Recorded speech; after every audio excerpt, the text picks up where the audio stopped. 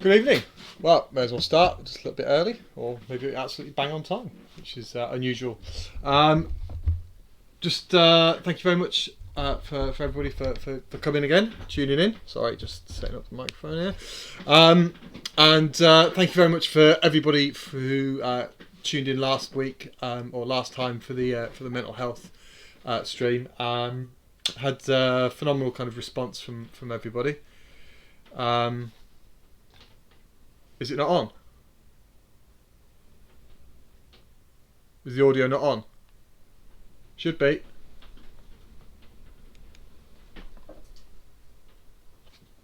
It's telling me that it is.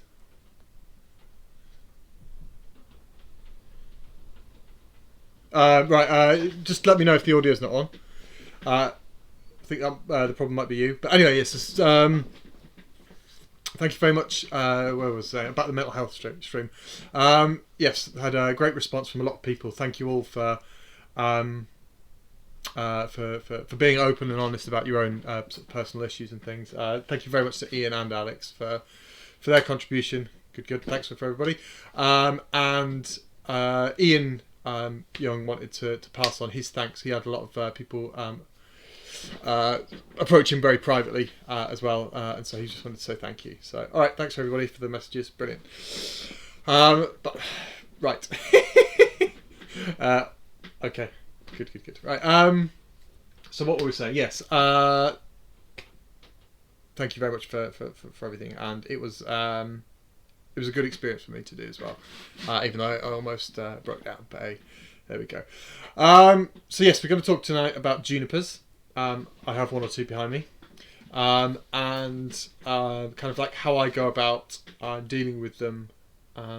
This will just be kind of like a bit of an introduction for a lot of people, and just kind of look at the work that we can do now. I won't get into things like wiring and doing too much of the sort of styling aspect, but just to kind of like lay the foundations for further streams going forward, and just to kind of get an introduction to junipers and what's important about them. When we say junipers, what we're going to look at is going to look at it through the eyes of, or through the lens of Chinensis. In particular, the kind of the varieties that we use for bonsai. So that would be the Itoigawa varieties, Kishu. There's another one which not many people will be using, but it's called like the Tohoku variety or Sanrikyu, which is different foliage type. And this is also applicable to blores. There are a lot of other garden type junipers, garden variety junipers out there that could be variations on the Chinensis, or slightly different varieties of junipers, but they don't make as good bonsai subjects. So I tend to sort of steer clear of them and recommend that other people do as well. Mainly because the foliage type is not suitable for long-term sort of bonsai cultivation. All of the varieties that I've just mentioned, all those slightly different sort of sub varieties really, have been sort of domesticated over a long period of sort of bonsai cultivation in Japan, and they've proven themselves to be suitable. Some much more so than others for sort of long-term cultivation as bonsai. We're not going to look at Sabinas too much, but a lot of the concepts and theories will apply to them, but we will actually sort of go into and look at Sabinas in a completely different stream, so we don't want to try and get things too mixed up. Obviously needle junipers are a species kind of unto themselves. I don't have a single needle juniper here, other than a tiny little cutting, and I hate them, so we're not really going to cover those too much. And things like procumbents, San Jose junipers, they are a lot of the concepts again that we sort of talk about here are applicable to them, but there are differences which make them a little bit more fragile, a little bit more difficult to work with, and other things you've got to sort of consider. So we're really just going to sort of focus on the Chinensis varieties that most people out there, particularly in sort of in the UK, Northern Europe, will tend to be working on. A lot of these things will obviously apply to people growing, those same species all around the world, but you can kind of like vary your techniques, be more aggressive, less aggressive, depending on where you are. So the talking about all those different foliage types, is basically kind of the entry point into looking at junipers, because the most important thing about working with junipers as bonsai is to understand how important the foliage is for them and how we can manage it, how we can prune it back, grow it out, in order to achieve what we want. So behind me we've got lots of different varieties of mainly Itoigawa. This one is Kishu, but they're all just sort of different Itoigawa varieties. So we'll just sort of start with that. Now this term Itoigawa, which you may have heard, some people may know about it, some people may not, is a river in Japan, in Niigata area, and it's a valley. There's a valley there where a lot of junipers were collected back in the day, so going back 150 years, when the bonsai boom was just really sort of starting to go off. And in that area, not just that valley, but in that whole area, there was a sort of a variety of juniper which had a delicate, soft, more compact, light green foliage, compared to junipers collected in other areas of Japan. So, for example, up in Tohoku, there's a much coarser, bluey green, longer foliage type.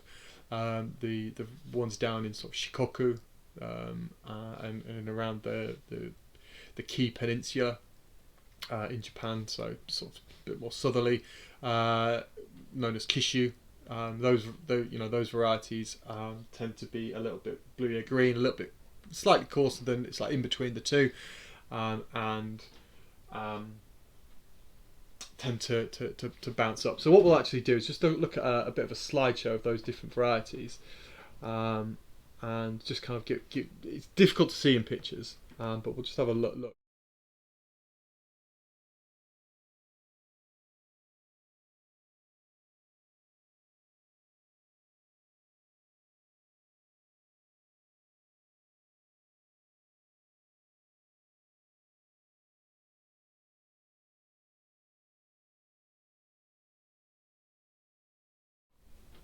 Sorry, lost the sound there. So yeah, this is one type of Itoigawa, and this has a bit more of a sort of an extending nature.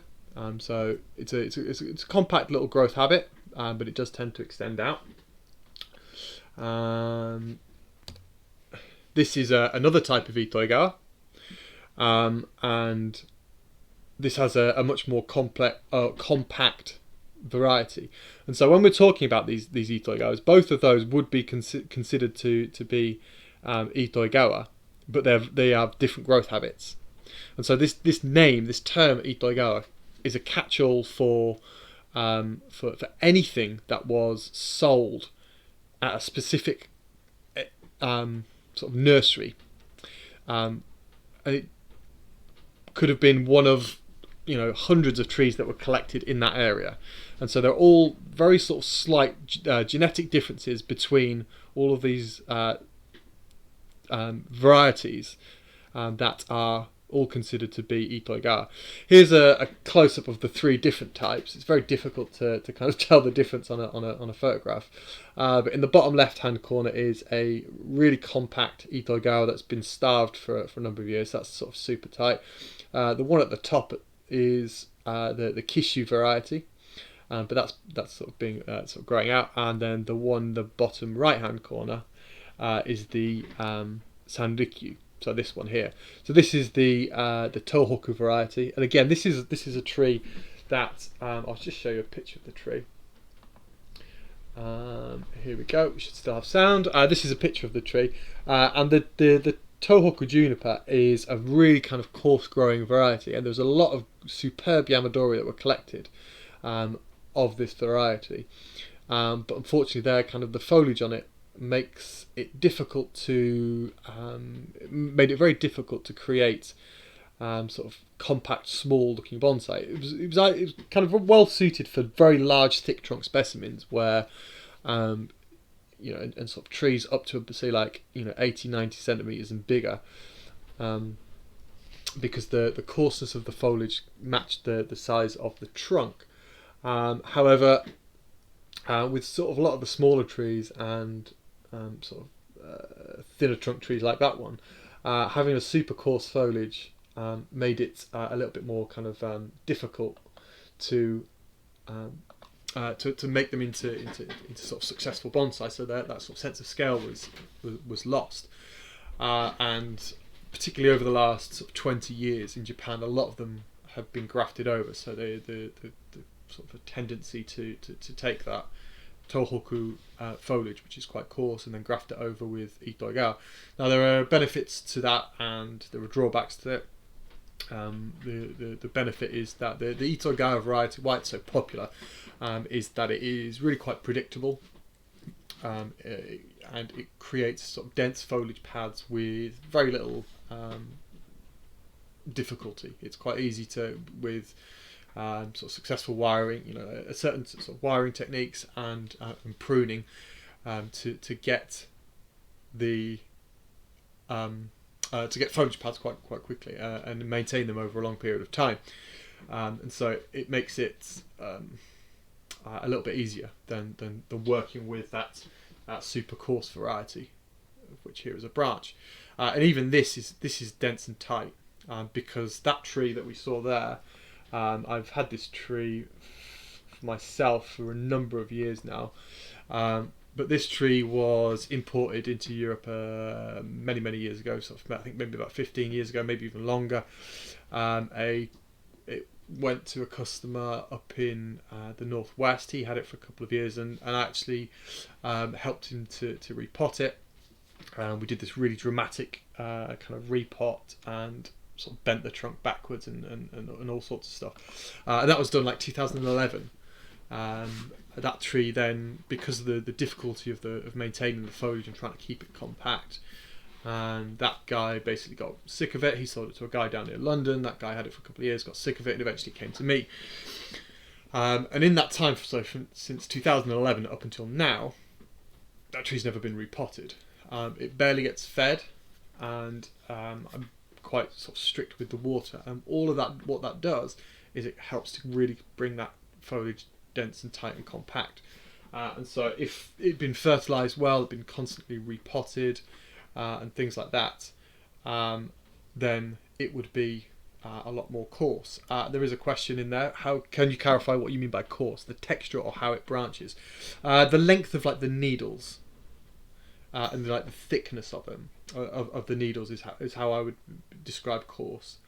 And so if you sort of compare it to the really fine Itoigawa, then the Tohoku variety, is focusing my face, is a lot thicker and a lot denser. So it's that, and then the sort of the space between the nodes as well is a lot more. It's a bit more sort of spaced out. Is how you would describe coarse. But yeah, in order to sort of get them compact, then sort of by starving them is that one way of doing it. So there are all these different sort of varieties of the Chinensis, and then the sub varieties.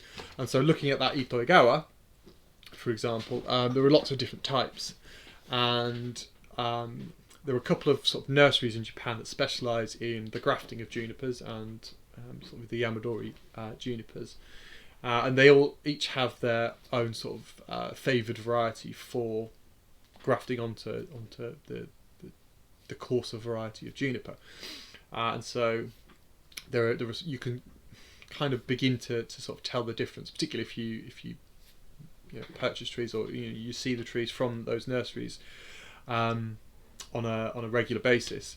These sort of different growth habits, and one of the more kind of characteristic one is this. So this is an Itoigawa variety, which is only used by one nursery, one specialist, Akiyama Bonsai N. He's my senpai, so my older brother in the bonsai world, and the variety that they use there is really slow growing, so it doesn't shoot out as much. This tree has been, this was air layered off a tree that I've got outside, and this is just going to be used as grafting stock, but it doesn't tend to shoot out in the same way that other varieties do. Okay, so this one extends out really rapidly, These ones are very quick to so the varieties that grow out very rapidly are very quick to be able to build something from raw material. So you can graft on the branches, you can grow them out, and then you can get something which looks like a shape. So if you saw Mauro Stenberger's demonstration at the trophy, he was using a grafted juniper. It was grafted onto procumbents, but he had those big long whips, big long sort of shoots that had been grafted in, and he was able to create a basic sort of structure within a couple of hours. And it had been, I think, 4 years, 3-4 years, I think he said, from when they've been grafted in and grown out. And so there are some varieties which can make it very quick to create a structure, but then those varieties can be very quick for that structure to deteriorate. Okay, whereas the variety that Akiyama uses, this one, which is real sort of dense and compact, this one is much takes a lot longer to create, but it creates a certain types of foliage pads and certain growth habit which stands the test of time, and it lasts a little bit longer. It's not to say that those extending varieties won't.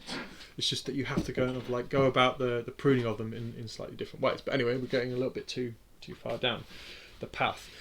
There are also some sort of susceptibility to fungal diseases and things like that, which those different varieties have.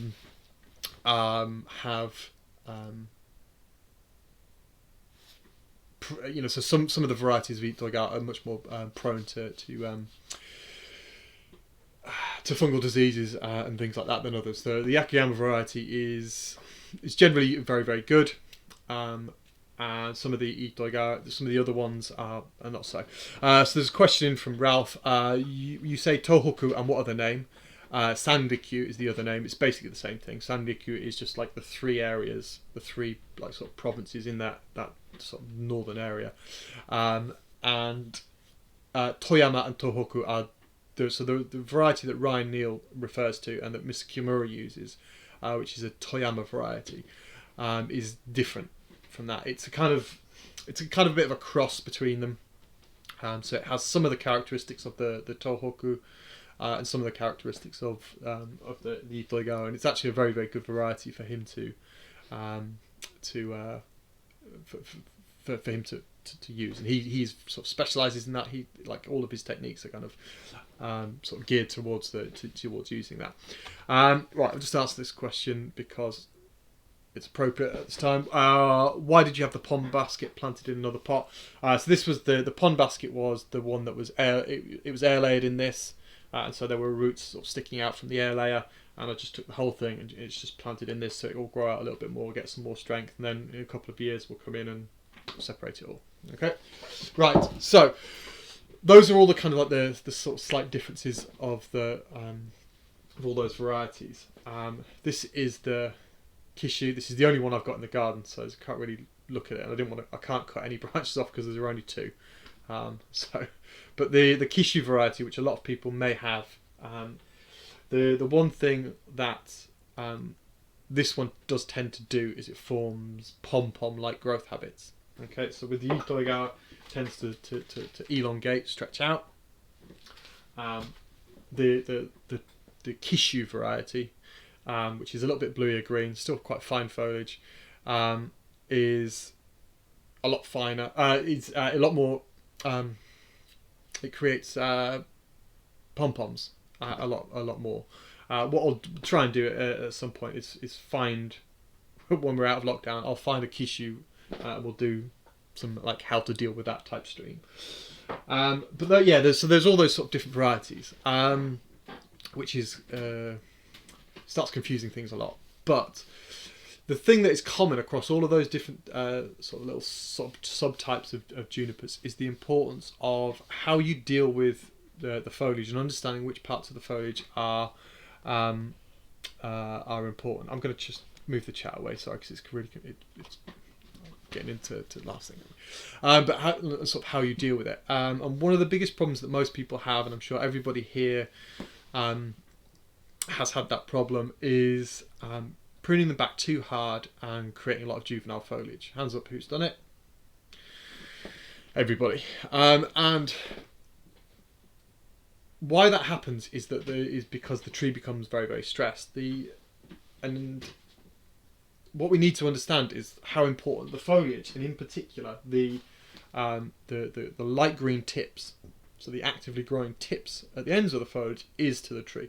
This is where all of the activity is happening. This is where it's trying to grow out. It's photosynthesizing at its most efficient. This is where it's generating all of its energy. And for a juniper, the engine of the tree, everything is all about the foliage. There are some people who will go out and collect junipers, and they will collect them with very, very little root. Right? But as long as there's a lot of foliage which can photosynthesize and generate energy, and can be put in a very protective environment whereby it's not going to lose any moisture that it cannot supply because it has very little root. Eventually, it starts to grow the roots, and it will survive. If that juniper gets collected with an incredible amount of root but no foliage, then it will die. Pines, very much the opposite. The pine tree, the roots are of kind of like paramount importance. Obviously, you need to have some buds and a little bit of foliage on the top, but the pine, the engine is really kind of like the root system. For junipers, the engine is really the foliage. And so most people's problems with junipers have come from poor foliage management, cutting it back too aggressively, or having sort of fungal issues with the foliage, or them being attacked by pests. We'll get onto that right towards the end, but it's really about the how we sort of deal with the foliage. And so maintaining a good density of these light green tips is key throughout the year. If they get cut back too much, the tree gets stressed, sends out juvenile foliage. Okay, so what does juvenile foliage look like? I've got a picture of it here, so I have to show it up. So juvenile foliage is the spiky bits. Okay, and we tend to see this kind of developing like at the bases of branches inside the tree.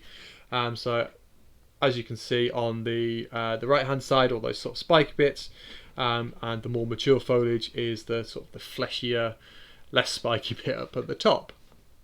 Okay, so that's the difference between the two. Okay, so juvenile, nice adult, bit more mature foliage at the end. Okay, and there are generally two reasons why this happens with the Chinensis. One of them is that it gets pruned back too much, so the tree gets pruned. Okay, and particularly if you use the very old school technique of going along and pinching off all of those tips at the end. What that causes is it causes the tree to have lost every single point of the tree, every single point of the foliage which is actively able to sort of grow out. Once it loses those, it goes into sort of super stress mode and is like, oh my god, what am I going to do? And sends out all of this juvenile growth from inside. So sort of poor pruning, aggressive pruning, cutting back too hard, or that kind of really sort of goat-like pinching of the tips will cause the tree to go into stress because it feels like it can't grow anymore, and so it sends out all this juvenile foliage from sort of inside.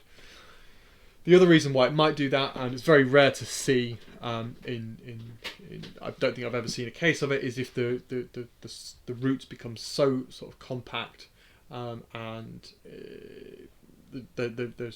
they can't grow anymore, and they become sort of pot bound, and then it can often sort of send out some juvenile foliage as well. But realistically, the juvenile foliage comes because it's sort of super stressed and sends it all out. So why does it do that? If you compare the two, go back to the picture. If you compare the two, the juvenile foliage has a much higher surface area for the amount of energy that gets. For the amount of energy that the tree invests in the in the growing of the foliage, the juvenile foliage has a much higher surface area. So because of its needle-like structure, okay, so it's lots and lots of sort of fine needles, and it has a much sort of larger surface area than the more mature foliage. So when the tree is stressed and it needs to generate a lot of energy quickly, it goes for a high risk, high return investment.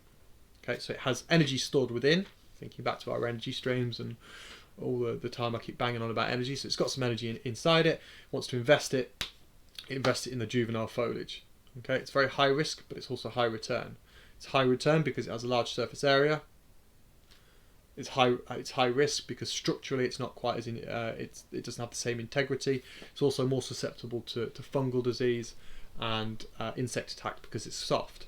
So when you look at the juvenile foliage, you can tear it off much easier, and when you actually feel it, it feels a lot softer than the more adult foliage.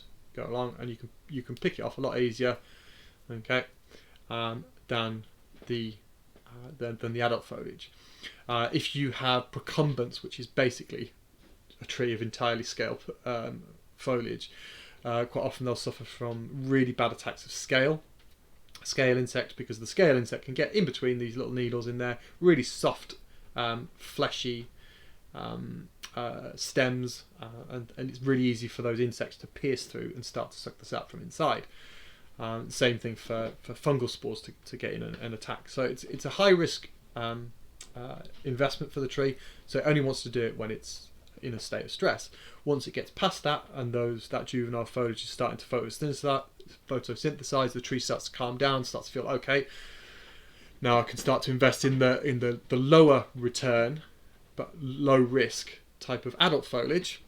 Okay, so it's lower return because it has a smaller surface area, but it's lower risk because it's more difficult for the insects and the fungus to attack into it, and it also loses less moisture through transpiration from the wind, etc. It'll do that once it starts to calm down. Okay, so that's the reason why the juniper will send the juvenile foliage out. So if the tree is stressed, we don't want to stress it anymore. Okay, so pruning things back too aggressively will cause that. We're going to look at a video soon where the tree has got that, and we'll discuss it. So if you think back to the Hinoki stream, where I talked about the gear-like nature of the Hinoki foliage. So when you've got these long, strong shoots which are racing out lots and lots of green, those light green tips. Everything I said about the Hinoki stream is basically very, very sort of similar with junipers. Like this sort of shoot is racing away, going away in 5th gear. Okay, so when we're looking at sort of coming in and sort of cutting it back, we don't want to come in and cut all the way back to all of this kind of the 1st gear branches that are on the bottom, which have very few light green tips. We want to come in and cut back to where we have some side shoots that are actively growing. So we're just shifting down the gears down into 3rd gear. So all of these sort of whips were I purchased these at the trophy mainly for grafting, and so this was one that didn't get used.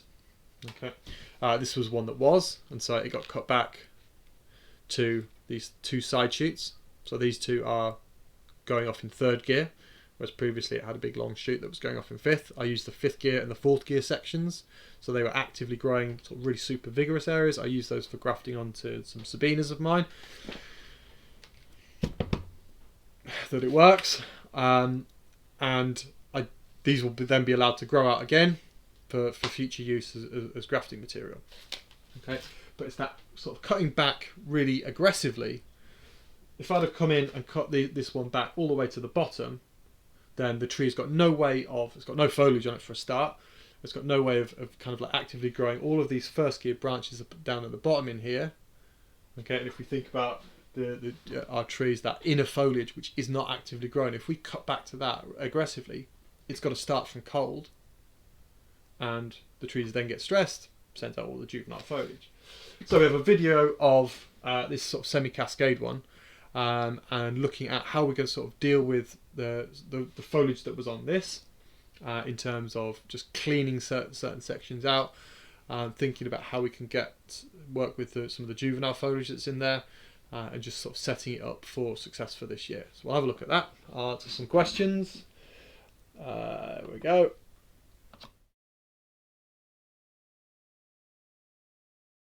So this is a relatively new piece of material. We picked this up in October of last year. This was a shohin sort of size, large shohin sized tree, which went to a customer and kind of went a bit wrong. We replanted it at this new angle about a month ago, and it's been growing very well ever since. So all good signs of growth, we can tell from all of those light green growing tips in there. These extensions were from last year, but they're all good, healthy, and extending out. So there's been no negative reaction to the repot.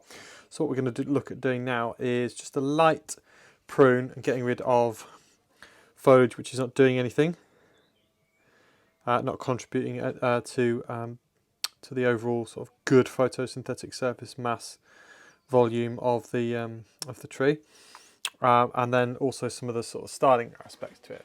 What we're going to look at doing is making this into a sort of like a semi-cascade tree.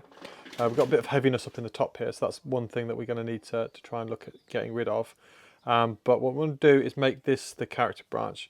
So the line of the trunk is going to come down and then into here. So these lower branches, which are very thin, and the foliage on it is not great. I mean, it's okay, but it's nothing fantastic. But the position where they're coming from the trunk and the relative taper of these two are quite poor, so we're going to get rid of those now.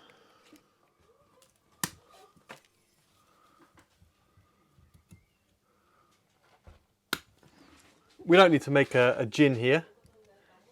What we're going to want to do is to highlight the deadwood, the shari in there. So the removal of that branch will somewhat negatively affect the live vein just on this side, but it's not going to kill the whole thing off because we have this branch and other branches which are feeding this live vein sort of coming down and around there. So that's not, we might get a little bit extra of shari in here, but not too much. But from the front, that's not too much of an issue anyway, because we want to highlight this movement into that line. And so having a little bit of extra sort of deadwood underneath there isn't an issue at all. So the other thing to look at is some of these downward growing branches, because of the change of orientation. We have these branches on the back branch which are growing down. They can come off because we want it to look like a little bit more of a sort of a semi-cascade type feel. Just having done that, we've now got that sort of semi-cascade feel to it. So we need to look at trying to bring the apex back across to here. So this line is going to be our apical. So looking up in here, we're going to want to come up into this line as for our apex. And so this heavy branch in there can be removed. So we're going to cut that off there. The one thing that we just do have to bear in mind is how much foliage that's going to be removing. We don't want to take too much off the tree initially, but that should be about enough. We're not going to take off anything else other than bad foliage from now on. So having done that, we've really just defined our line back up into there now. So all we need to do is just look at what we do with the rest of the foliage. Now this tree has suffered at some point in the past, which is why it has sent out some juvenile foliage. There's some around the back. It has sent out some juvenile foliage, and so that means that we're not going to cut back too aggressively with these the strong growing tips there, because otherwise we will just get another explosion of those juvenile shoots. What we do need to look at removing is anything on the inside, like this branch here, which is actually coming from the trunk, where none of those tips are light green. Previously this has been watered with some very hard water, so this is like calcium deposits on there most likely, and there's no light green tips, so there's absolutely no activity in there, so stuff like that can be removed. You can see there's other bits here. Okay, so we've got to remove that branch in favour of this one here. So we have 1 and 2 which have got no light green growing tips on them. This one here which is bursting out, and everything's got lovely light green tips on there, and it's ramifying, it's bifurcating very, very close to the base of it. So we'll take off these two.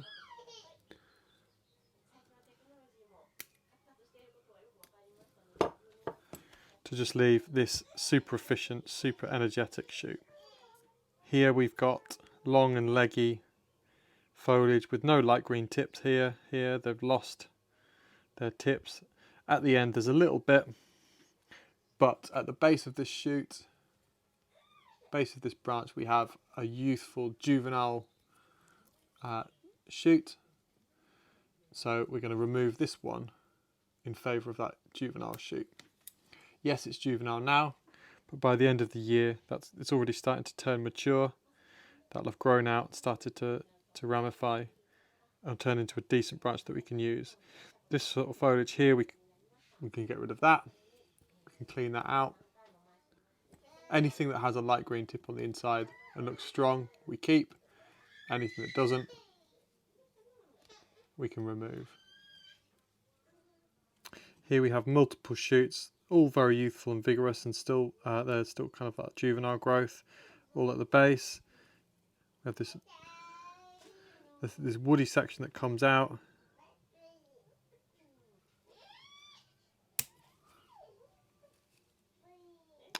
There is a lot of wood there for not a lot of good green.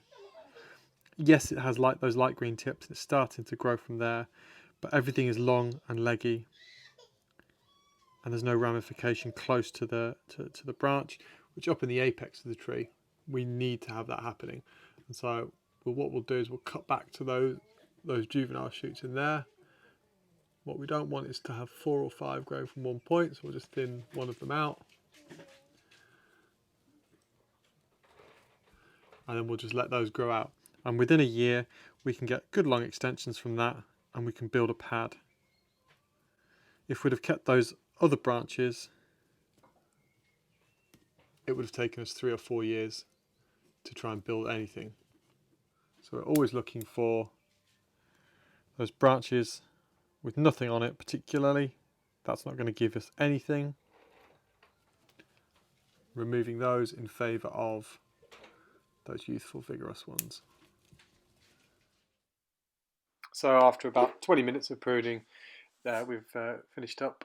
Now we've got these big long shoots that have been left to grow. They need to be left to grow out there, to push the tree forward for at least a month and a half. And so the energy can be generated within the tree that goes into the roots.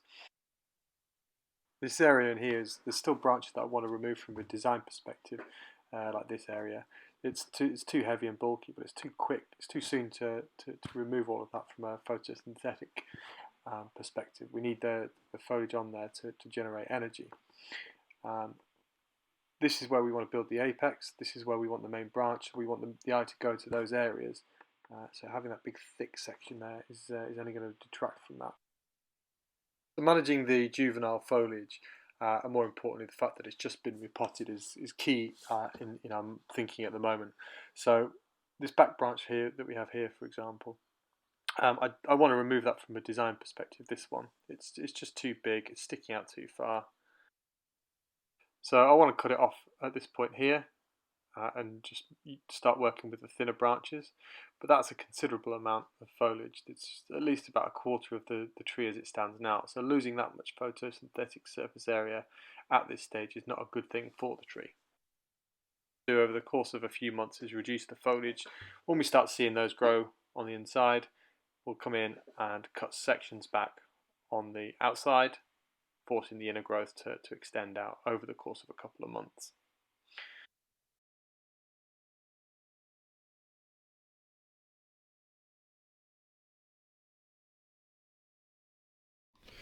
Okay, so I don't know if you noticed, but the final sort of couple of minutes there were dubbed over. I spent about 2-3 hours this afternoon or this morning making loads of videos, and the microphone didn't work. So that's why that sort of first section had a load of videos and stuff all made, but yeah, it didn't work. So big schoolboy error there. But yeah, so going back to the tree. I hope that kind of sort of gives you a bit of an idea of what to do with the juvenile foliage. Once it's there, you have to manage it, the growth out, in the sense that you can't cut it all off, because it will cause the tree to then just send more out, because it will just keep in that sort of stress cycle. It's come out for a reason. You have to let it get over that reason. However, if you let all of those shoots develop, then you end up with a clump of branches, which is going to be detrimental to the styling of the tree, and then also detrimental to the tree when you come to then sort of thin it out again. So basically what happens when you get a number of juvenile shoots is that say for example 5 form at the base of the branch, and there was the one example where you had like 3-4 very close to each other. 5 of them all sort of form in one position, and if you allow all 5 of them to develop, they'll go like this, and none of them will really kind of like grow into proper decent branches. After a little bit longer, you'll get a couple which will come out and it'll be a bit stronger, and then sort of 2 or 3, like usually the ones that are on the underside or getting shaded out, will be a little bit weaker. Okay, if you allow all of those to develop, then none of them will develop properly and turn into really good branches, and then once you've given them like 2 or 3 years to sort of grow out and become a little bit longer, not that they'll get massively longer, then it'll come time to come in and thin those out. And so the tree has then got used to having 5 branches there, and then you're going to come in and cut 3 of them off because you only want to have 2 coming from one point. And so then the tree has this sudden loss of foliage mass, foliage surface area, and then it sends out more juvenile shoots. And so there's a sweet spot of taking off the unwanted juvenile shoots early on, not letting them develop too much, but not taking them off too quickly, because you want to find the 2-3 of those shoots which are going to grow out and be the most vigorous, and also in the best position for you. So we don't take them all off, because if we take them all off it gets stressful, and we also end up with very leggy branches, which is one of the reasons why a lot of old school UK bonsai, not just UK but everywhere, have all those junipers have got super leggy branches, because you're told to clean out all of those shoots that form in the base. Got nothing to cut back to, so we don't want to clean them all out because for those 2 reasons, but we also don't want to let all of them develop. So it's about sort of picking out the right ones, and then letting them develop, and then over time, maybe a couple of years, it depends on the variety. So some varieties of Repot, some varieties will send out lots and lots of juvenile foliage, others won't send out very much at all. Depends on how much sunlight they get, depends on how vigorous they're growing, how calm they feel, all of these different things as to how long it takes for that juvenile to grow out. But the more foliage that you have on the tree, the quicker it will grow out, because it will be less stressed. The more you like come in and sort of cut those back, the more likely it is to just keep in that vicious circle of juvenile growth. So for that tree, we took off a couple of big sections. We took off a lot of the crappy foliage on the inside, which is doing nothing. And we've left all of this really good photosynthetic surface area, all of this really good, 4th gear, 5th gear shoots, so it can just push through this initial part of the growing season. So between now and say June, just going to feed it, let it grow, just let it keep pushing out, and then we'll come back and revisit it sort of maybe in the middle of June, so we can give it another prune back, and it's still got plenty of growing season to respond to that. If we came in and styled the whole thing out now, cut all those branches back, all I'm going to do is just set it back. It's going to keep sending out more and more juvenile foliage, and it's going to take 4, 5, 6 years to kind of get through that and get to my final design. I can get that tree by using patience. I can get that tree to within close to exhibition quality, as in like the final shape starting to look nice, really nice foliage pads within 3 years, by being patient and doing small steps, small cutbacks on the foliage, managing it back, seeing how it responds, going back, can get that something within close to being finished within 3 years. You've heard me say it there. Right, but like if you go too hard, too quickly at it, all it's going to do, it's just going to respond by sending out lots of juveniles. It's that management of the juvenile that's the important thing there. Right, so what we want to do is to really look at allowing these big long shoots to go out, those sort of 5th gear shoots. A lot of people will want to come in and cut those back, thinking that you're going to get a lot of kind of side shoots to develop off and things like that. But in actual fact, we can really utilise those long shoots. Okay, you can make a juniper from one single branch. Okay, as long as it's long enough and it's got enough side shoots off, and you know how to bend it and manipulate it, in certain ways so that you can then get the you can create foliage pads. I did an article for Bonsai Focus many years ago. I was working on it many years ago, where I did just that. There's some pictures on my website, I think, maybe, but unfortunately the tree didn't. They sold the tree and stuff like that. But we've got a quick little video about this. What we'll do, this will be a completely other stream when we look at actually kind of like wiring and the creation of foliage pads and stuff on junipers.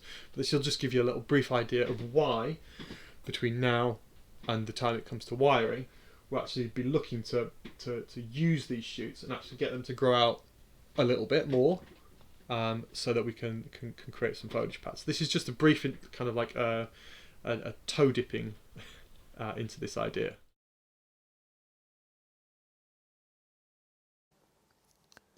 So this is some grafting stock. So I use this. This is a good Itoigawa variety, which extends out quite well. And I use this for taking scions for grafting onto sabinas and other trees, that, other junipers if necessary.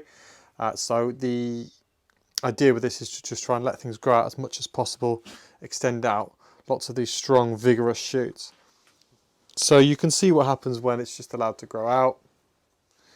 The one strong auxin producing shoot races away. Those shoots, side shoots immediately kind of like behind it, tend to be held back. One or two of the side shoots can then start to race out, and then they do the same thing on their individual branches. So this type of growth is actually really beneficial to the creation of foliage pads.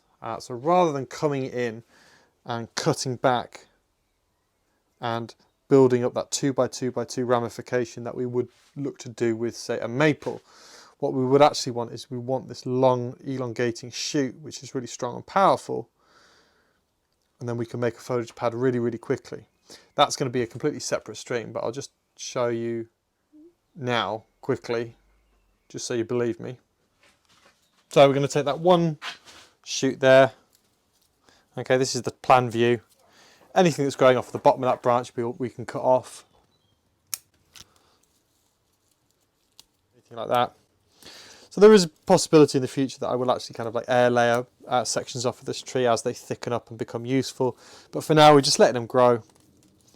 Every so often cutting some of those good strong shoots back to use as grafting scions, which then promotes side growth. So we're going to take just one piece of wire and wire this branch. As I'm wiring, I just want to make sure I don't trap any of the branches weaving in and out of those secondary branches. Okay, so now the wire is thicker than the branch we're actually wiring. So we just drop down the gauge, just join it up. Now what we can do is we can manipulate that and create a foliage pad all in one go. And how we do that is by putting movement in, both up, down, left and right, and looking at the branch division and putting movement in immediately after. Kind of bend that round on itself. So with just two wires, we've created the outline of a foliage pad. We can add additional wire, secondary wires to there, and just round those off. Okay, and then once we start to prune those tips, the side shoots grow out and develop, grow out and develop, grow out and develop, grow out and develop, and then we start to build up our foliage pad very easily. So allowing those long shoots out there is a very good, quick way to look at building up the foliage pad. Now what you'll notice is that the movement within it is not pigtail, it's not twisting back on itself or doing anything unusual. It's just nice, gentle bends in all 3 dimensions. So it goes backwards, downwards, upwards, forwards, backwards, like this. Now we've got the outline of a foliage pad. Obviously, like I said, do a proper stream on this at some point in the future. Okay, so I put a couple bits of finer wire on there, but it just gives you an idea of how we can use one of those long shoots to create a foliage pad. Okay, so like I said, it was very sort of just a rough, brief sort of introduction, but it just highlights why allowing those big long extensions is a good thing. Mentioned before, Maurer Stenberger's demonstration at the trophy. Big long extensions, he utilised them, bent them around, did that type of foliage pad creation to a certain extent. So those big long extensions are what we're looking for, and this is where it comes into this kind of that finding that sweet spot between allowing the extensions to grow, because it gives you the material and the energy which you require for creating a healthy tree and foliage and you know the branching, etc. But when do you begin to sort of prune it back so that you then get the secondary shoots to come out? Because by allowing the extension out, the auxin producing tip is restricting the side growth, but by allowing it to grow out, we get the energy that's required. So there's a difficult balancing point. So it's making that sort of judgment call when to bend things around and when to start pruning it back, to build up that sort of bulk and the density. So like I said, that will be a completely different stream. And what we'll do is we'll look at this tree, you know, once we've got some foliage to actually kind of like wire and sort of look at creating those foliage pads. Okay, but for the first part of this year, for this type of raw material, it's a question of just thinning things out, cleaning all the crap out, and then looking at the getting the vigorous parts to grow out. Once we've got that going, then we've got something to play with. Okay. The other thing that we can do at this time of year with our junipers is if we have a bit more of a established tree, so something which has been wired several times, like this one here, then we can just look at sort of the cleaning process. So this tree here is it's actually the body of the tree is rigida, so it's a tosho, so slightly different species, but very similar family, and then that was grafted over with Itoigawa. Most people wouldn't know that if you didn't tell them, but you can sort of tell the difference, particularly at the base with the deadwood, the grain of the deadwood, and some of the characteristics of the deadwood as well.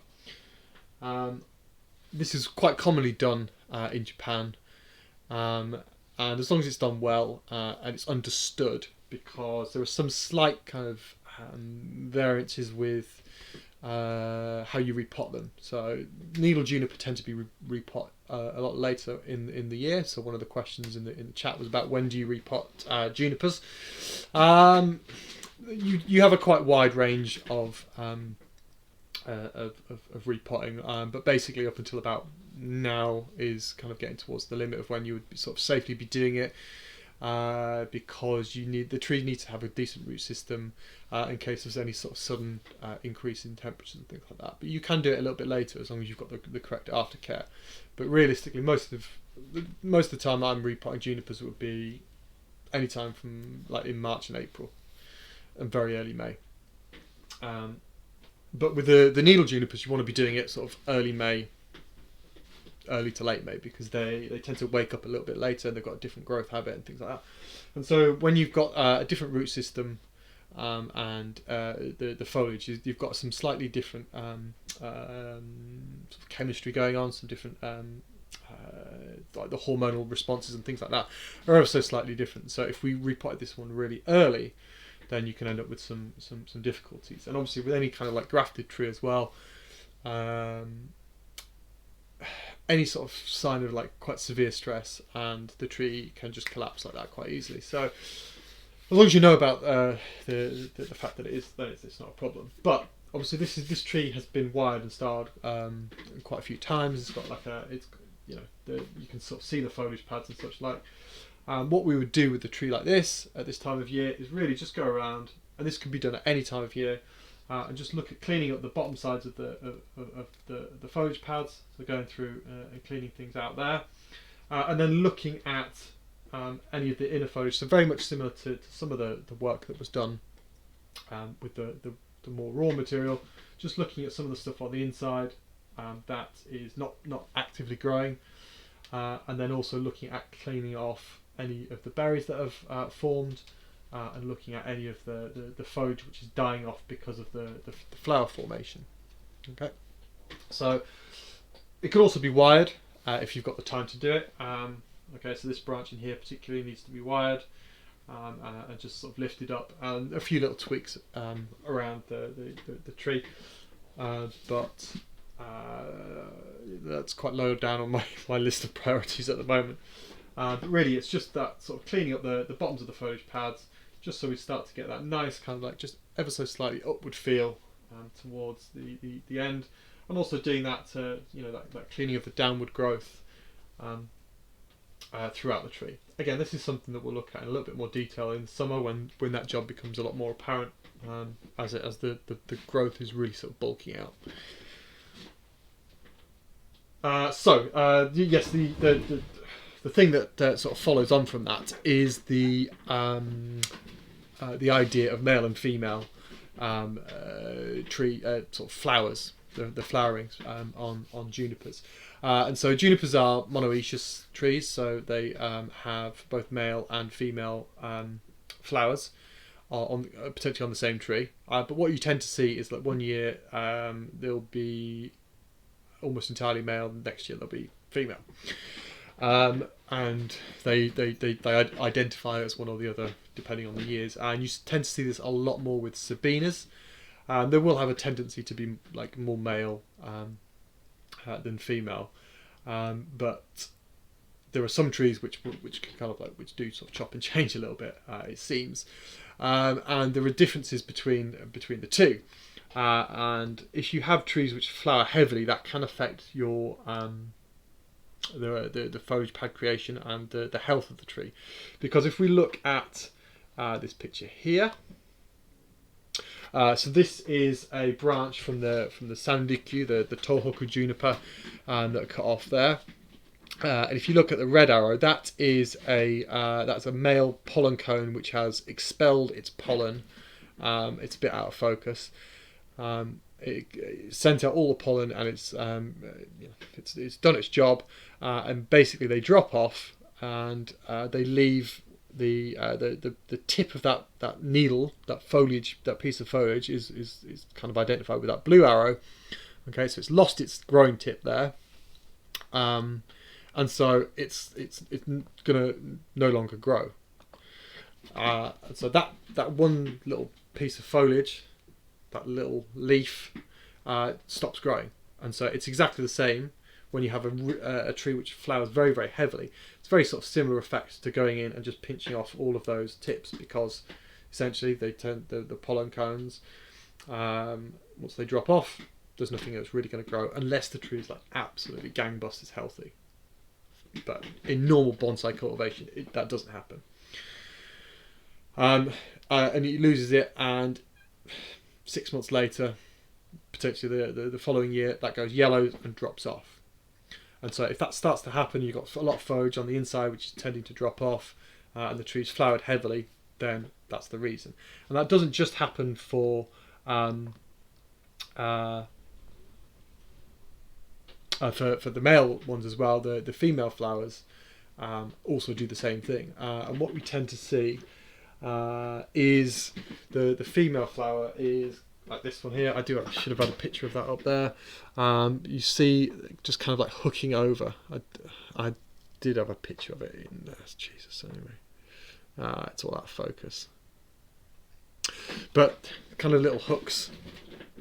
So it grows up, kind of hooks over like this, and if it becomes pollinated, fertilized, then it turns into berries. Okay, if it doesn't, it turns yellow and drops off, which is what a lot of this is doing on these branches. Okay, and so you will get that same effect of it losing the growth tips and sort of dropping off. So it's never ideal to have trees which are massively heavily flowering for that reason. If it does turn to berries, then you need to remove them. Okay, you need to pick them off. It's just a quick little video showing us how to do that. So to remove those fruit, all I do is just hold the foliage very sort of gently, run my fingers and thumb through it, and when I feel one of the fruit, the balls, just kind of give it a quick kind of twist. Okay, but it's real gentle fingers, real gentle hands. Just go through, and they should come away very, very easily. And then afterwards, go through, give it a quick check that you've not missed any. But really, it's not a massively difficult job to do. Just kind of run your fingers through the foliage, and anything that's like that will come off.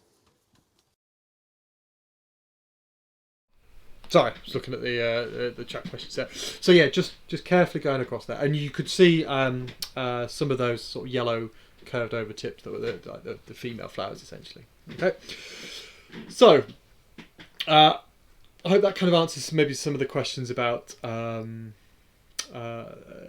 tips and what's happening with them and such like.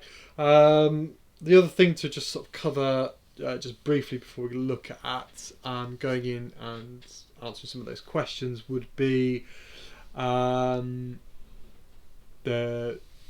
sort of the cleaning of junipers, and that's something that a lot of people sort of questions have been asked in terms of sort of dealing with the bark and also the deadwood a little bit, and that's something that can be done now, can be done at sort of any time of the year, and a lot of the ideas behind it are sort of based on personal aesthetics as well, and that does get covered here. So let's just look at that quickly. There we go.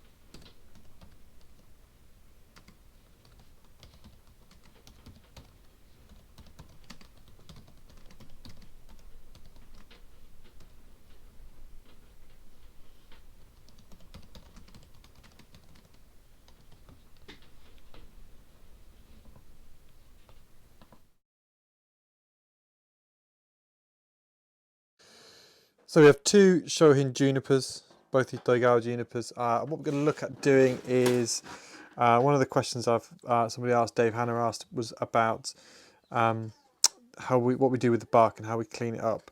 Obviously, one of the important things with junipers is that sort of differentiation between the live wood and the dead wood.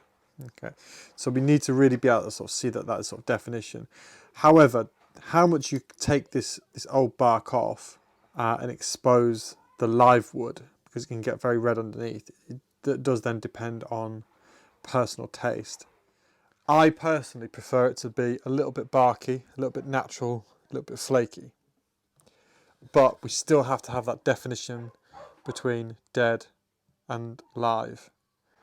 So as long as you get those two, then it's just then a question of personal aesthetics as to whether or not we have it grey, flaky, there's a bit of just come off there, or completely bright red. So what we'll do is we'll look at one which is going to stay a little bit au naturel, and then this one, which is the client's tree, and that client likes to have very kind of clean bark. We'll look at cleaning this one up. So when we're cleaning the bark, just use various different metal brushes, brass and steel, brass and steel. The steel's more aggressive, the brass is slightly less so. Okay.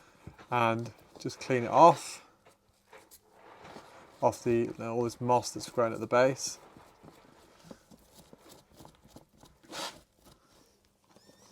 Now the live vein comes up here, there's a root, comes up, goes up and over like that.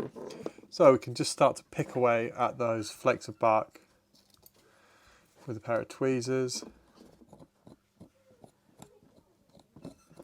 So just be less aggressive, so use like a brass brush just to begin with.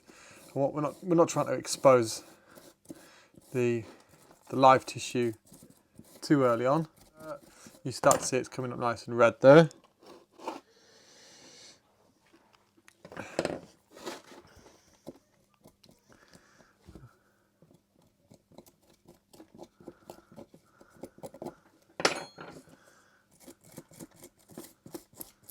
So first we try and take off some of those flakes, those obvious flakes, with a pair of tweezers.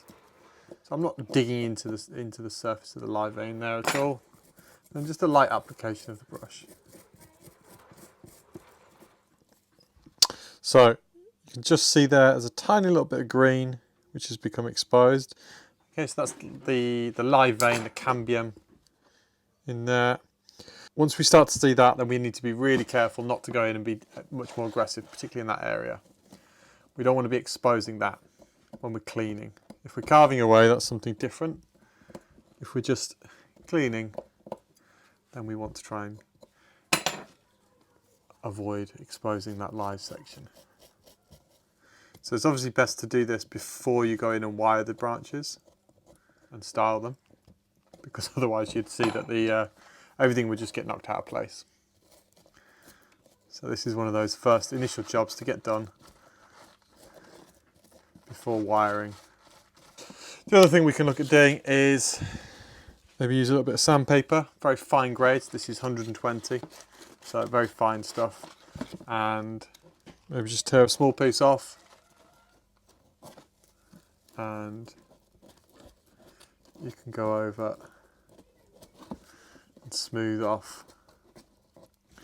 Okay, so we just exposed a little section there, so we'll stop in that area. It's not the end of the world if you expose a little bit.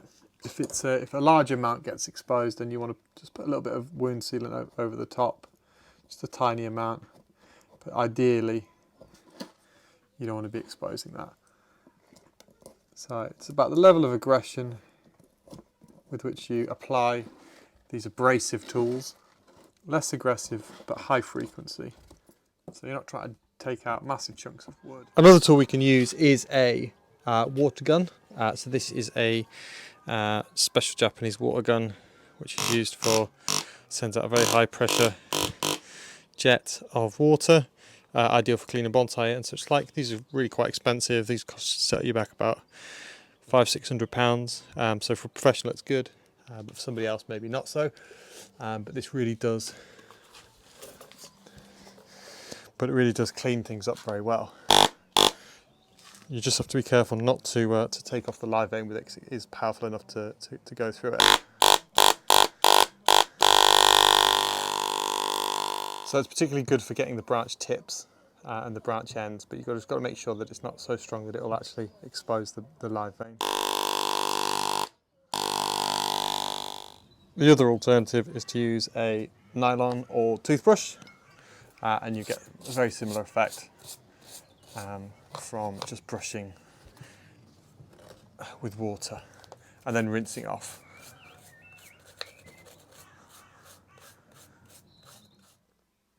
So for this one, which is mine, or more appropriately, it's actually my wife's tree. She started up at Willowbog back in 2010, I think it was. Style your own tree competition sort of thing.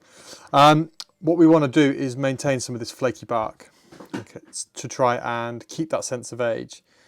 It is a very artificial looking tree with this kind of repetitive S-bends, and we're trying to develop a sense of age, a sense of struggle in the environment, and so trying to keep some of that intact is the way forward. So we don't have to worry in this country, in the UK, with borers and such like. So you may have heard people discussing that, particularly Ryan Neal talking about a lot of the trees that he has up there. We don't have that here, so we don't need to clean to protect from those insects. So it's really just an aesthetic consideration as much as anything. So what we don't want is, we don't want moss growing up the trunk, so we'll get rid of that. And we want to really make sure that we do have that definition between the live vein and the dead wood. So we'll look, as I said, it's personal taste as to whether or not you go for very clean or slightly more au naturel. It's very easy to make everything uniform and one colour. It's a lot more difficult to try and make it look natural, but also be clean and defined at the same time. So it's that, it's that difficult balance between trying to achieve the definition that we want in order to tell the story, to highlight the definition or the difference between the live and the dead wood, making it so clean and perfect that all of the character is removed from the tree. If it's dirty and no work's been done on it, it looks terrible, so that isn't an option. If there's no definition between the live vein, that isn't an option. But if it goes too clean and too close to perfection, then it's very boring.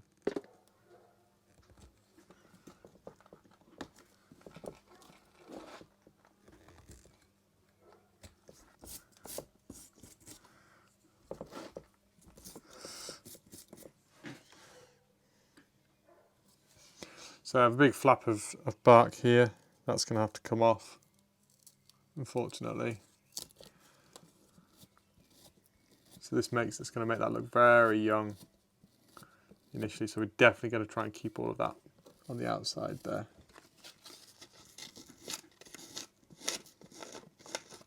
See, very, very easy to damage the live vein,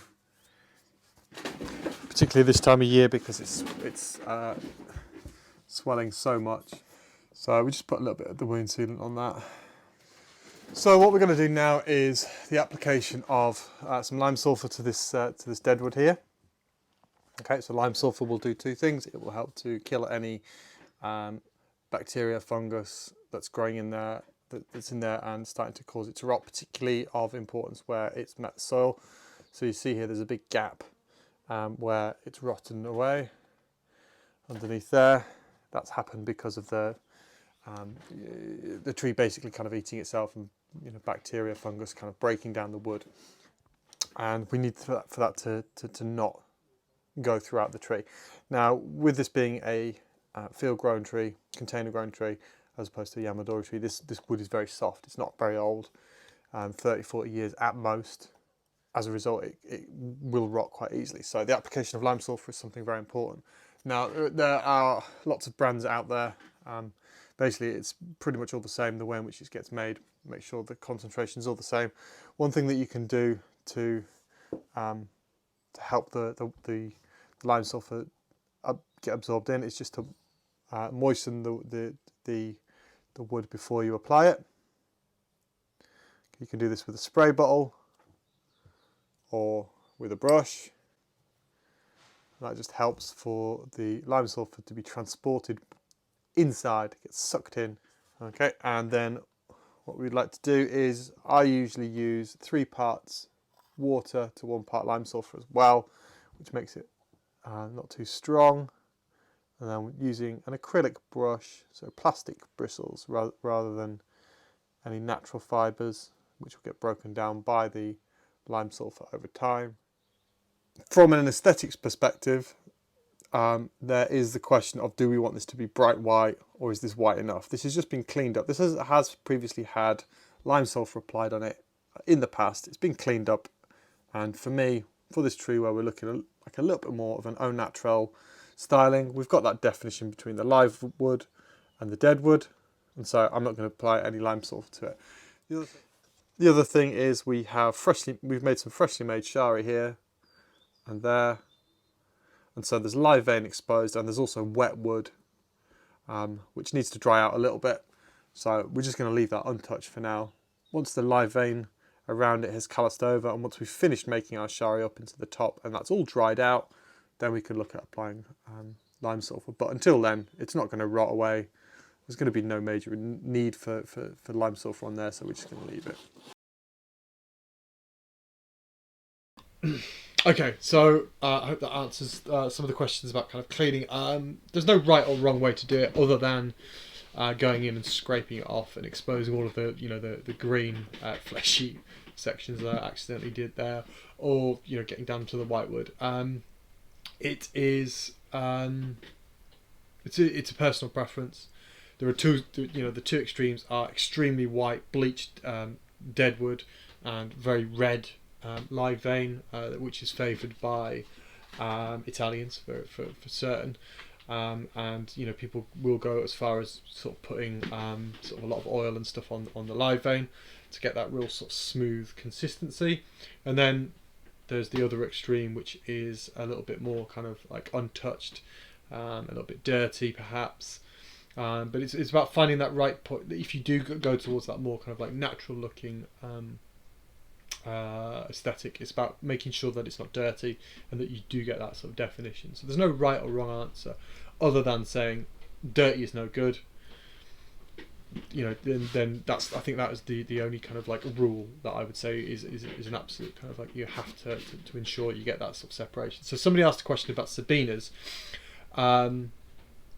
and the cleaning of those. The one thing that you'll notice about Sabinas is that their bark, so like the flaky bits around the live vein, tends to be very, very grey, and so it's very difficult to get that sort of separation between the deadwood and the live and the living section with the bark on there, and you kind of will tend to see that a little bit with rigida as well. Although if you do sort of clean up the deadwood and the bark becomes really sort of flaky, it tends to be a little bit browner than grey with the rigida. But anyway, so with the Sabinas, you've really got to go in there and make sure it's kind of like get cleaned up a little bit more. So I would tend to clean my Sabinas a bit more than I would do with the Chinensis for that reason. So yeah, so that's a lot of it's the kind of the personal preferences, but then the things like with the lime sulfur, particularly with areas where of the wood where it could be rotting, then you've got to apply lime sulfur. You can water it down. Some people will put soot and things in like that to try and make it less white. But really what we tend to do, what I would do is light application. So I mentioned about I water it down, 3 parts water to 1 part lime sulfur. Sometimes you might need to apply it like 2 or 3 times, and particularly if it's fresh deadwood, you might even need to mix a little bit of kind of like some paint or something in there. But for things that have already been that have dried out and have been lime sulfured several times, then just light applications, potentially like 2 or 3 applications of watered down lime sulfur will kind of get you to where the texture and the colour that you want. Okay, so we're pushing on towards the 1.5 hour mark, so we'll just talk about pests and diseases that we may suffer from here. Somebody mentioned about scale. The junipers do suffer from Juniper Scale, which will be a tiny little white round insect, generally sort of on the underside of the foliage towards the tips, and so if you're noticing particularly over the winter, early part of the year, a lot of tips sort of dying off and things like that, always go around and have a good look underneath, and try and find look for tiny little white microscopic dots that could be the Juniper Scale. So if you've got a lot of juvenile growth which is dying off, or particularly on procumbens and things like that, then it's very likely to do that. The best thing for that is to spray with diluted lime sulfur. Lime sulfur is one of our best pest killers, pesticides. It's basically a nuclear option. And so I would be, if it's in the middle of the winter, I'd be watering it down 20 parts water, 30 parts water to 1 part lime sulfur, and then sort of spraying it, dunking it if it's a small tree, and that really helps to kind of control Juniper Scale. If you've still got the problem now with so I think it was Jules mentioned it's having Juniper Scale. If you have that same problem now, then what you can do is you can water the lime sulfur down to about 100 parts water, 70 to 100 parts water, to 1 part lime sulfur, and you can still spray it. But what you don't want to be doing is doing that on a really hot day or when it's in direct sunlight. Also keep the tree out of the sun for a couple of days afterwards. The biggest problem that you'll have with it is the white residue that will be on the foliage, which will do the same thing as watering with hard water. So a lot of people mentioned the kind of the white residue that you get from hard watering. Essentially what that's doing, and the application of, say, the lime sulfur and getting the white residue from that, is it's putting sunblock on the foliage. It puts a coating over the top of the foliage, so that's wanting sunlight, the energy from the sun to actually sort of penetrate through into the foliage to cause photosynthesis. And so when you get that white scale, the white covering from hard water, it's basically reducing the amount of sunlight that goes into the foliage by 5, 10, 15%, because it's like putting SPF 50 on top of the foliage. So that's where you tend to see a lot of the issues, as well as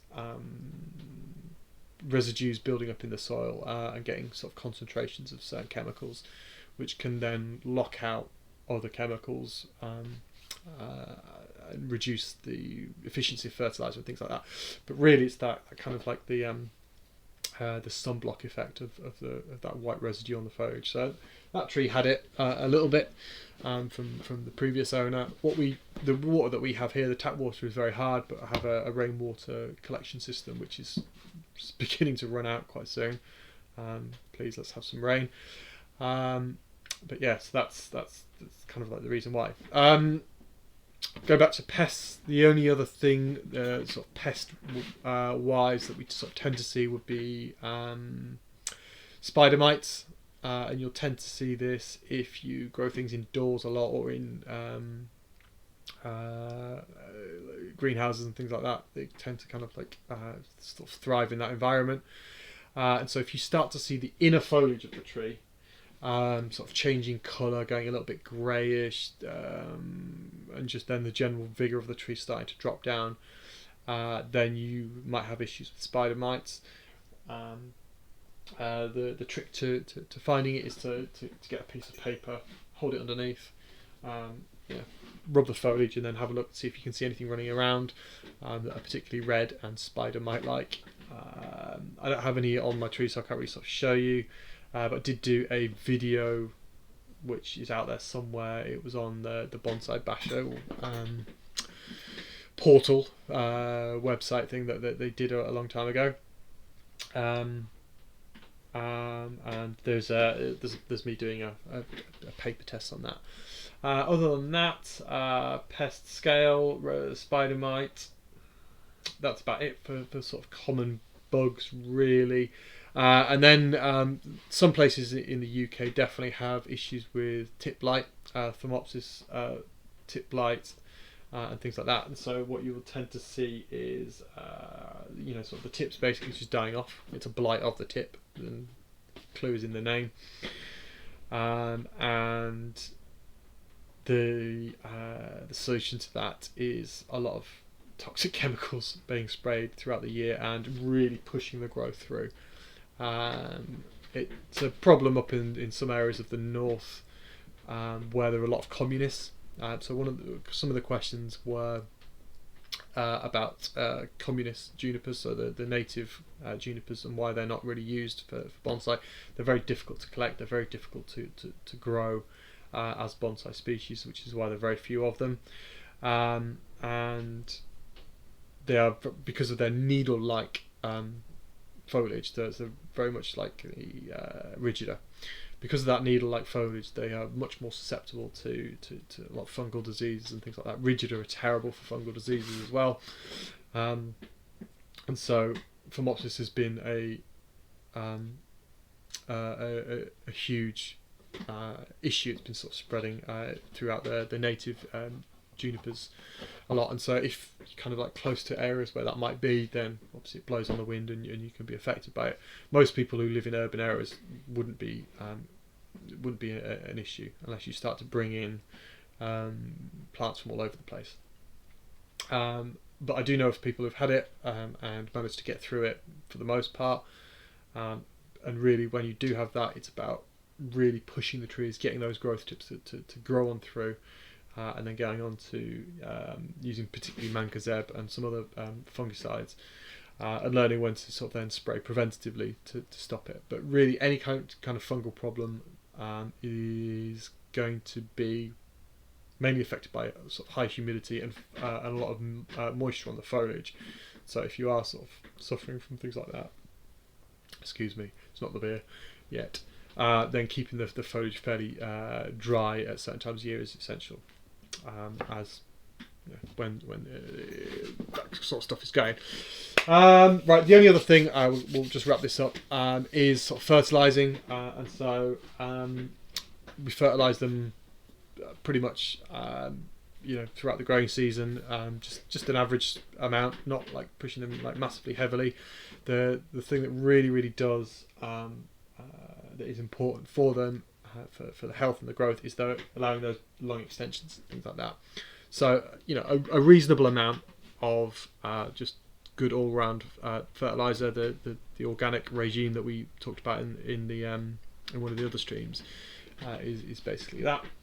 Obviously for some of the more refined trees, just dial it back down a little bit, but we don't have to worry too much about the other than the Tohoku juniper, which is that super coarse variety. With the Itogawas and stuff like that, you're generally the amount you fertilise isn't going to cause you massive like coarse needles or anything like that.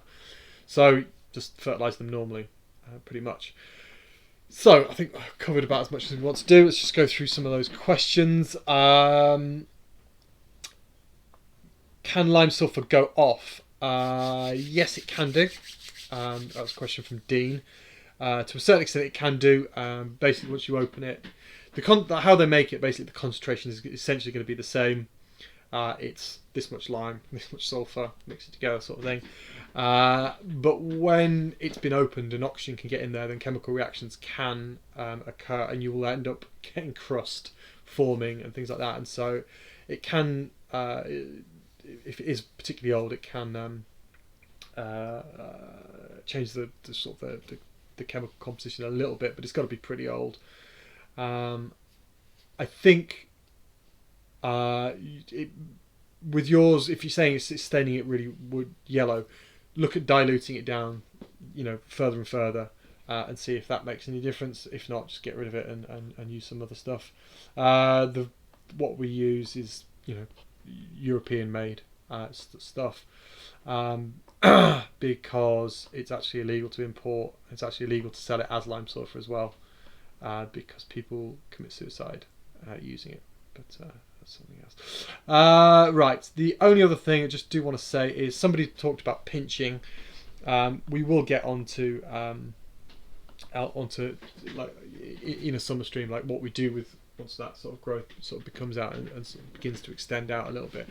We don't want to be looking at pruning those tips back just at the moment. There's no need to really kind of like push those tips back just at the moment, because what we're looking at doing is getting the engine of the tree up and running. Okay, so it's starting up in this early sort of spring sort of period now. It's just beginning to get warmed up, so it's just starting to shift through the gears, and just get up and running. And so we just for this first sort of month, we just let it go. Even on the more established trees, just let it start going, get up to speed, and then we can start looking at sort of cutting back and dealing with those tips. Okay, but what we won't ever do is go in and pinch like this. Okay, it is possible to remove the tips with your fingers if you know exactly what you're doing, but always go in. One of the Matt was in the chat was sort of talking about sort of pruning. He said about cutting back the tip, pruning back the tip or something, but going in with a pair of scissors and actually sort of cutting back to a node where branches divide. So the actual use of scissors rather than going in makes you sort of focus on exactly what you're doing and where you're cutting back to, and ensuring that what remains is got plenty of those light green growing tips around it. That is the fundamental key thing for successful juniper growth of the Chinensis variety, is to ensure that you've got those a good number of those light green tips on the tree, and that you never remove too many of them at one point. Okay. in the middle of summer we can remove a little bit more than we can do at this sort of time of year, because the engine of the tree is up and running and it's got forward momentum. It's going it's going fast. It's going forward. Boom, boom, boom. In the middle of the winter, you would never want to come in and cut those back, because those light green tips have stopped, and the engine is cold. So it's all about understanding that those light green tips are the important bit, and managing how many of them we have and what they're doing. So at the moment, we're just letting them get up and running, and then we'll look at, in a month, middle of June sort of time, we'll look at sort of pruning back and doing some stuff like that. Right, the one final question from Matt Beach. Question: how can I resurrect a neglected juniper with little foliage? Let it grow. Just let anything grow. Any green is good green. That is going to be a t-shirt slogan. That's going to be on some merchandise. Any green is good green. Initially, just let anything grow. Okay. So, right. There will be another stream on Wednesday. Topic to be decided. It's probably going to be on spruce. I'm hopefully going to try and get some collaboration going on with somebody, but there's a lot of logistics to get through. So yeah, it'll be like that. And then we'll also be looking at Taxus very soon, probably next Sunday, because they're starting to extend off, and so now is a good time to be looking at them and working on them. So Friday we will have a Q&A session, another Q&A session for those people who have donated. As I said, all of these streams are free, and we're just kind of relying on people's donations to help cover costs and to make it kind of worthwhile. I don't have the link to hand because I'm badly prepared. But yeah, so donations are keeping the whole thing kind of like going and going forward, and we're going to do a Q&A session. So those people who are on the donor list, you'll be getting an email through tomorrow morning probably about that. We're going to have to figure out how to do the questioning, because it was difficult for me to collate all the information on all the questions last time. So yeah, we'll be doing that. Right, I hope everyone is okay. All questions were kind of like covered and such like. Like I said, this was just a real sort of brief introduction, and a lot of those topics that we just touched on will get covered in a lot more kind of like closer detail, with better videos, diagrams and stuff going forward in the future. This is just this is what we're going to do to sort of to start the junipers off for the year. Okay, so I shall see you all again soon, and this is the moment I know you've all been waiting for. Cheers. This tonight's stream has been brought to you once again with Timothy Taylor, landlord, which is a very cracking pint of beer from Yorkshire, obviously. So I'm going to enjoy this. I hope you're I hope you all have a good evening, and the corona's not getting you down too much. Cheers.